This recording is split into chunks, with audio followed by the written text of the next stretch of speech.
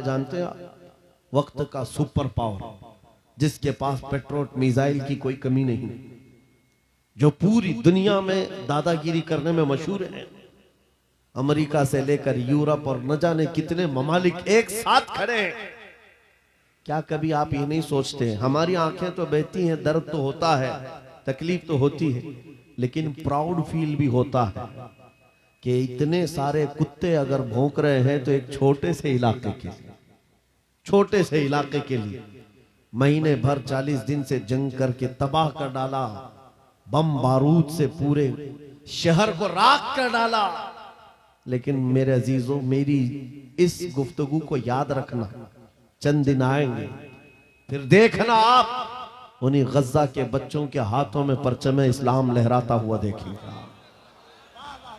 और उन जालिमों के आंखों से आंखें मिलाकर बात करने वाले जवानों को पूरी दुनिया आलोचना कर रही है, तनकीद कर रही है, ये बच्चों के कातिल हैं। एक नुक्ते की बात अर्ज कर रहा हूं, हॉस्पिटल पर बम गिरा देते हैं।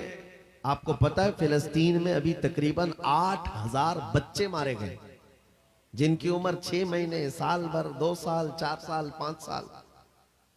बच्चों को कोई भी निजाम से ताल्लुक रखने वाला हो रहम की नजर से देखता, किसी भी धर्म वाला हो, लेकिन ये जालिम क्यों बच्चों को मार रहे हैं पता है? वजह सिर्फ ये है, वो खौफ सता रहा है जो इकबाल ने 100 साल पहले कहा था, सुना है कुदसियों से मैंने कि वो शेर फिर होशियार होगा। इकबाल ने कहा था, सुना है कुदसियों से मैंने कि वो शेर फिर होशियार होगा। कौन सा शेर? निकल करके सहरा से जिसने उलट दिया था तख्ते रोमा को। क्या बात है, वाह वाह वाह। वो शेर फिर होशियार होगा। ये इजराइली वही काम कर रहे हैं जो इनके बाप दादा फिरौनी ताकत किया करते थे। फिरौन को नुजूमियों ने बताया था कि एक बच्चा पैदा होगा जो तेरी सल्तनत को हिलाक कर देगा, और इस खौफ से उसने 1 साल के अंदर 12,000 बच्चों को कत्ल कर डाला था। नुजूमियों ने बताया था फिरौन के ख्वाब की ताबीर में 12,000 बच्चों को कत्ल कर डाला, लेकिन जो बच्चा इसकी सल्तनत को हिलाक करने वाला था वो मूसा अलैहिस्सलाम थे। पैदा भी हुए और फिरौन के घर में ही अल्लाह ने उनको पाला। आपको पता है, तफसीर उठा करके देख लें, जब हजरत मूसा अलैहिस्सलाम की माँ, उनकी विलादत का वक्त करीब आया तो तहखाने में गई, बेटा पैदा हुआ। हालात ऐसे थे कि फिरौन जो भी बच्चा पैदा होता ज़बह कर देता था। कुरान में आया, युज़ब्बिहून अब्नाअहुम व यस्तहयून निसाअहुम। लड़की पैदा होती तो जिंदा छोड़ देते थे, बेटा पैदा होता तो ज़बह कर देते थे। अब मूसा अलैहिस्सलाम जब पैदा हुए तो क्या किया? खुदा की तकदीर और उसकी हिकमत के फैसले आपको मैं बता रहा हूं, तफसीर से ताल्लुक रखने वाली बात। अल्लाह ताला ने मूसा अलैहिस्सलाम की माँ के दिल में ये बात डाला कि एक लकड़ी के संदूक में इनको रख करके दरिया में बहा दो। और रबतना अला कुलूब, अल्लाह ताला फरमाता है कि हमने उनके दिल को बांध दिया, मजबूत किया। किसको? हजरत मूसा की माँ को। उन्होंने एक संदूक में मूसा अलैहिस्सलाम को रखा और दरिया में बहा दिया। मूसा अलैहिस्सलाम की बड़ी बहन बहते हुए संदूक का पीछा करते हुए जा रही थी, देख रही थी कहां गया है संदूक। सीधे फिरौन के बागीचे के किनारे जाकर लग गए। फिरौन की औलाद नहीं थी, फिरौन की बीवी वो बागीचे में टहलने आई थी, देखा एक संदूक आकर लगा है, गुलाब जैसा हसीन बच्चा है, उठा लिया, प्यार किया और लेकर के आई। फिरौन से कहने लगी कि हम इसको अपना बेटा क्यों ना बना ले। पहले फिरौन तो डरा कि कहीं वो मेरी सल्तनत को हिलाक करने वाला बच्चा ये तो नहीं है। बीवी ने कहा, कैसी बात करते हो, ये तो दरिया से बहकर के आया है, तुम्हें पता नहीं मौला कहां से बहाकर तुम्हारी हिलाकत को लाए। तुम्हारी हिलाकत कहां से आएगी तुम्हें अंदाजा भी नहीं है। सुनो मेरी बात को। फिरौन ने बीवी की बात मान ली। मूसा अलैहिस्सलाम की परवरिश फिरौन के घर में हो रही है, फिरौन के घर में, और वो भी किस शान से। मूसा अलैहिस्सलाम पैदाइशी बच्चे हैं, दूध पिलाने की बात आई तो किसी दाया का दूध आप पकड़ते नहीं। मूसा अलैहिस्सलाम की बहन भी वहां खड़ी सब देख रही थी। फिरौन की बीवी से कहा, मैं एक दाया को जानती हूं जिसका दूध हर बच्चा पकड़ लेता है। कहा बुला लाओ, हम शाही खजाने से उसे इनाम भी देंगे। वो गई और अपनी माँ को ले आई, अपनी माँ को ले आई। मूसा अलैहिस्सलाम अपनी माँ के गोद में गए, जैसे ही सीने से लगाया दूध पीने लग गए। बादशाहत में खुशी, और मूसा अलैहिस्सलाम की माँ को इनाम और इकराम भी दिया गया। हर बच्चे की परवरिश के लिए मूसा अलैहिस्सलाम की माँ को फिरौन के घर में रखा गया। तुम्हें पता है रब तबारक व तआला की हिकमत के फैसले, वमकरू वमकरल्लाह वल्लाहु खैरुल माकिरीन। मेरा रब फरमाता है काफिर मंसूबा बनाते हैं और अल्लाह खुफिया तदबीर करता है, और रब की खुफिया तदबीर गालिब आती है। मूसा अलैहिस्सलाम जवान हुए फिरौन के घर में, फिरौन के घर में जवान हुए। उसके बाद फिर आपने जब अपनी नबूवत के बाद दावत हक पेश की तो फिरौन जानी दुश्मन हुआ। उसके बाद जो हालात हुए आपको पता है। फिरौन मूसा अलैहिस्सलाम को मारने के लिए पूरी फौज लेकर पीछे निकला। मूसा अलैहिस्सलाम समंदर में चल करके आगे गए, रास्ते आपके लिए खुल गए। फिरौन भी उसी रास्ते पर आया। अल्लाह फरमाता है कि हमने समंदरों को मिला दिया, गर्क कर दिया फिरौन को। एक छोटी सी तारीख में आपको बता रहा हूं, 12,000 बच्चों का कत्ल किया इस डर से कि मुझे हिलाक करने वाला बच्चा ना पैदा हो। लेकिन जो बच्चा तेरी सल्तनत को हिलाक करने वाला था वो तेरी नाक के नीचे परवरिश पा रहा था।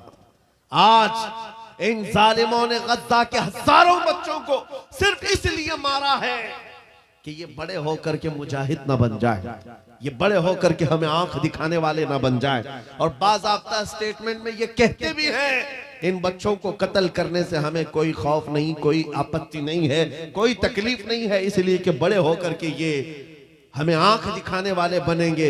ये डर तुम्हारा बता रहा है। कई हजार बच्चों को भी तुम कत्ल कर लो, लेकिन तुम अल्लाह की उस हिकमत से गाफिल हो। जालिमो, वो अनकरीब पैदा होगा जिसको दुनिया सलाहुद्दीन कहती है, वो अनकरीब होगा। मेरे अजीजों, आज के नौजवानों से मैं ये कहता हूं, तुम्हारे दौर में भी ये डरा सहमा हुआ जो माहौल है लोग बनाने की कोशिश कर रहे हैं, अभी देखना और हालात खराब किए जाएंगे। हमारी हुकूमत आएगी तो मस्जिदों को तोड़ डालेंगे, मदरसों को तोड़ डालेंगे। इन जालिमों को लगता है तुम्हारे सारे बिल्डोजर में ही ताकत है। सिर्फ ताकत इसी का नाम है। राज मिल जाए, तख्त मिल जाए, उस वक्त कुछ लोगों के ऊपर जुल्म करना आसान है। जिस तरह चंगेज ने भी किया, हलाकू ने भी किया, बड़े बड़े जालिमों ने किया है, और उनका हशर भी तुम्हें मालूम होना चाहिए। इंशाअल्लाह वो वक्त आएगा जब खसो खाशात की तरह तुम बहा दिए जाओगे, अखबारों में तुम्हारा नाम तक ना होगा। और अगर कुछ बाकी रहेगा तो क्या रहेगा? न घबराओ मुसलमानों, अभी खुदा की शान बाकी है, अभी इस्लाम जिंदा है, कुरान बाकी है। ये जालिम काफिर क्या समझते हैं जो रोज हमसे उलझते हैं? अरे अभी करबला का आखिरी मैदान बाकी है। नारे तकबीर, नारे रिसालत, मुहाफिज़े नामूसे रिसालत, मसलके आला हजरत।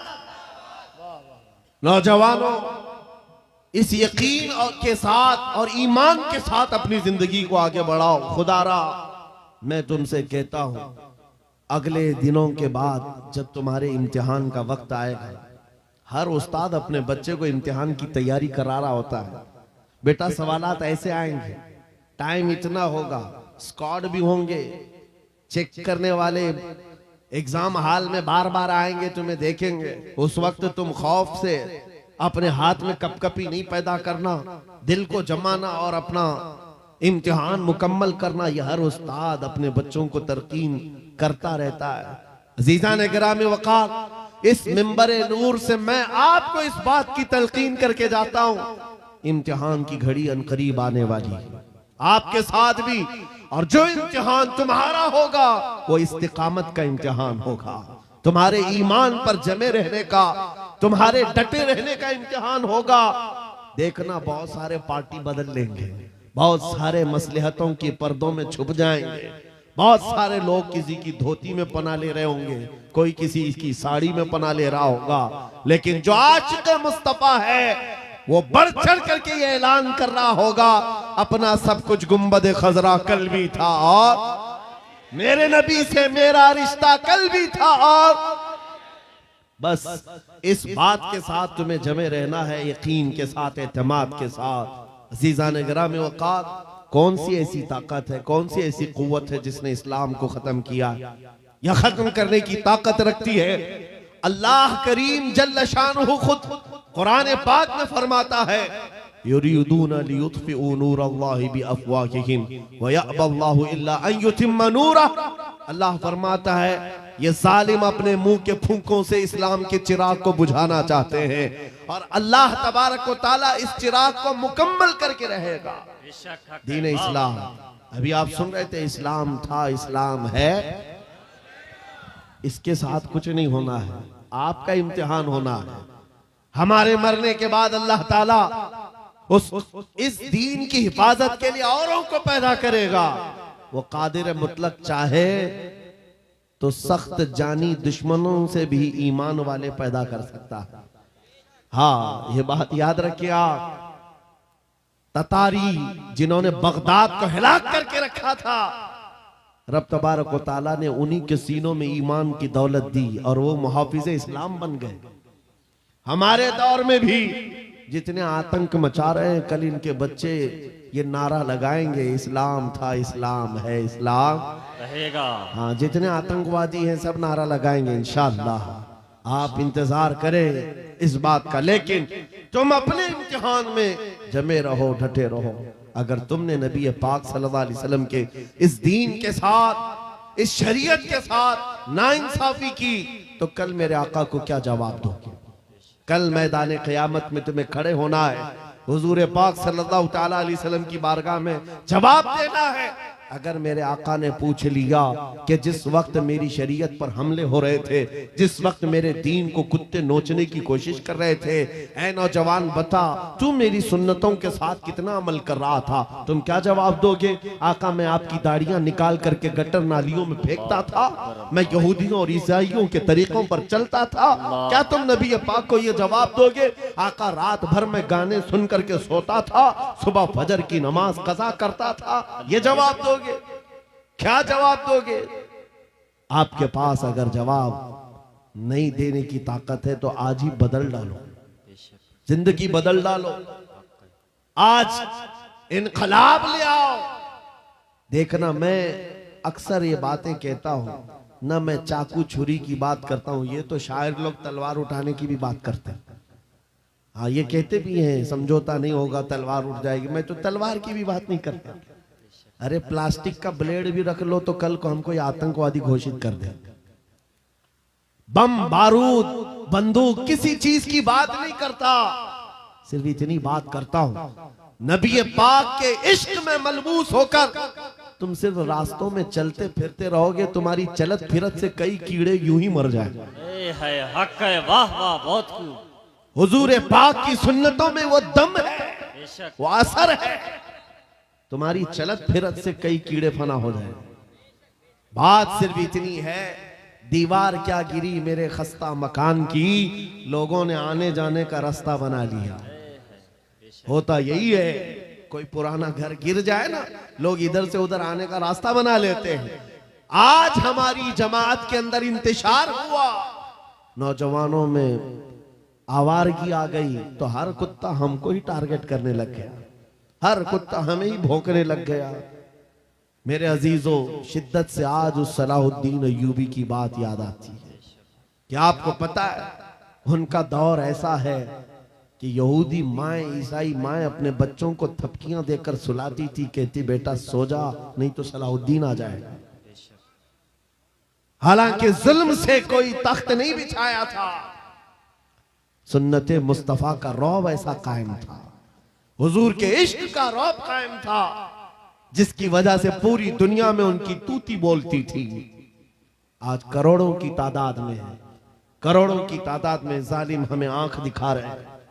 हमारे बच्चों का कत्ले आम, हमारी औरतों की इज्जतें नीलाम, हमारी गर्दनों पर राज, और बगैर किसी खौफ के शायर इस्लाम पर भौंकना आज की आदत सी बन गई।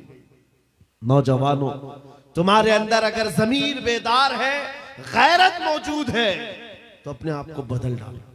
जवाब देने का एक वक्त आएगा, इंशाअल्लाह वक्त आएगा जवाब देने का। लेकिन पहले मैं आपसे सिर्फ इतनी इल्तिमास करता हूं कि अपने आप को बदल लो।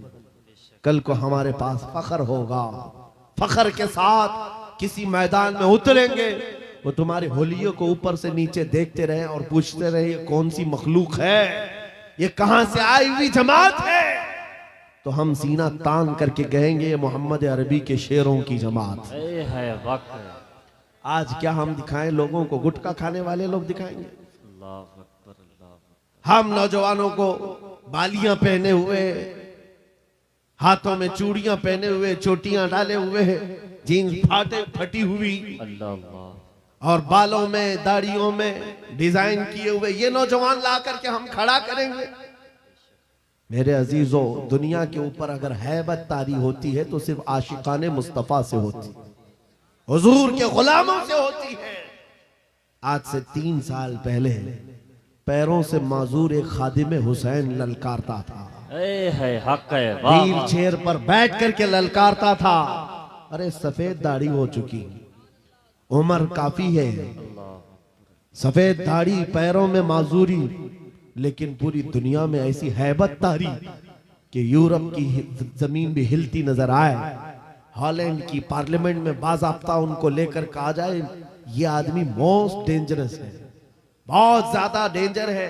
हम सोचते हैं ये तो पैरों से माजूर सफेद दाढ़ी वाला व्हील चेयर पर बैठा हुआ तुम्हारे लिए कैसे डेंजर हो गया? तुम्हारे पास तो बहुत बड़े बड़े मिसाइल, एटम बम है, सब कुछ है।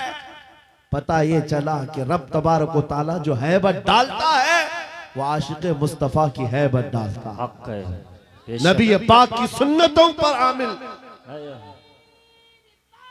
या रसूल अल्लाह, या रसूल अल्लाह।